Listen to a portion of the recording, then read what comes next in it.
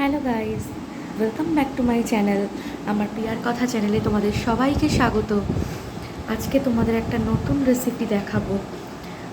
সেটা হচ্ছে দুধ শুক্তো। এই শুক্তোর রেসিপিটা খুবই ফেমাস, তোমরা জানো। একদম আমি খুব সহজ পদ্ধতিতে এটা করে থাকি। তো আমি যে প্রসেসে করি সেটাই আজকে তোমাদের দেখাবো, দেখে নাও। আর অবশ্যই আমার চ্যানেলটাকে সবাই সাবস্ক্রাইব করো, বেল আইকনটা প্রেস করে দিও, সবাই সাথে থেকো, এইটুকুই বলার, আর কিছু না। তো দেখে সবাই কমেন্ট করে জানিও কেমন লাগলো, ভালো হলেও জানিও, খারাপ হলেও জানিও। আর আমি প্রথমেই বললাম, আমি অত নিয়ম মাফিক মেনে আমি কিছু করি না। আমি যতটুকু জানি এবং আমি খুব সহজ পদ্ধতিতেই করার চেষ্টা করি। তো দেখে নাও। প্রথমেই আমি দেখে নেব কী কী সবজি লাগছে। এটা হচ্ছে লাল আলু বা মিষ্টি আলু, এটা সজনে ডাঁটা, এটা উচ্ছে, পটল, বেগুন, এমনি আলু, পেঁপে, কাঁকরোল, গাজর, বিনস।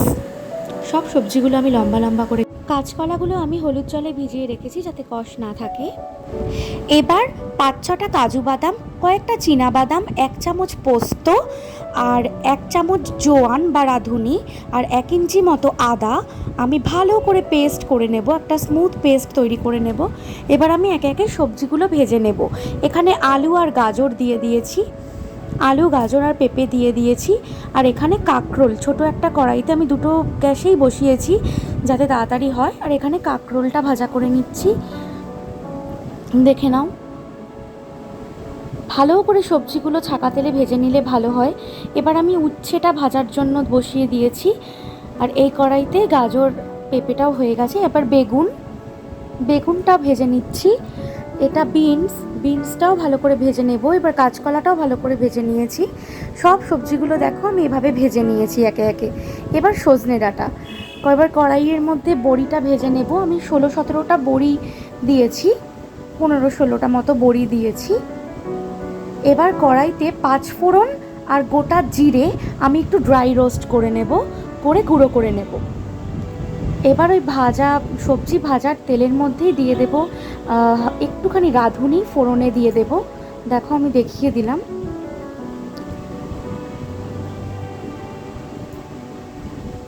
রাঁধুনি দেওয়ার পর একটা তেজপাতা ফোড়নে দেব।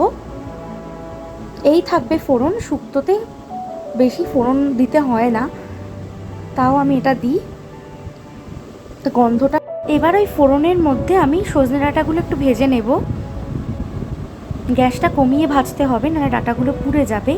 আর এখানে ওই যে 5 ফোড়ন আর জিরা আমি ড্রাই রোস্ট করে যে গুঁড়োটা, ওটাই তোমাদের দেখালাম।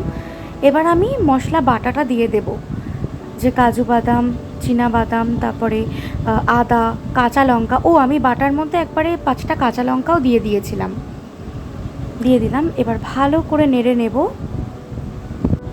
এর মধ্যে আমি সামান্য একটু জল দিয়েছি, মশলার বাটিটা ধুয়ে জল দিয়ে এবার ভালো করে নেড়ে নেব। সজনে ডাঁটাগুলো একটু সেদ্ধ হয়ে যাওয়ার পর আমি এবার বাকি একটু নুন দিলাম, মশলাটায় নুন দেওয়া হয়নি। এবার বাকি সবজিগুলো আমি ঢেলে নিয়ে একটু কষিয়ে নেব। যখন দেখবে এগুলো থেকে তেল ছাড়া শুরু হয়েছে মশলা থেকে,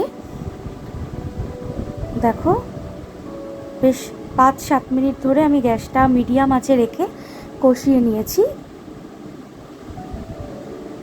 তারপরে এভাবে তেল ছেড়েছে, তারপর আমি 1 বাটি দুধ দিয়ে দিয়েছি। দুধের মধ্যে আমি একটু জল দিয়েও নিয়েছিলাম।